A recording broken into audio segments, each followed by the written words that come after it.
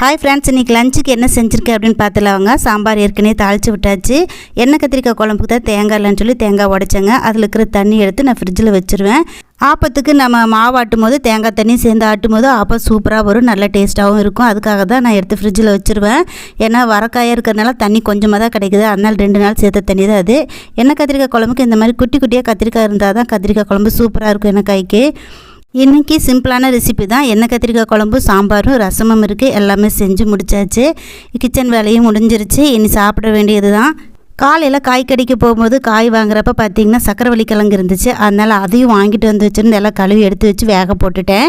பார்த்திங்கன்னா எப்பாச்சும் ஒருக்கா தான் கிடைக்கும் இந்த கிழங்கு, பனங்கிழங்கு அதெல்லாம். இப்போவெல்லாம் பார்த்திங்கன்னா காய் கடையில் டெய்லியுமே வருது.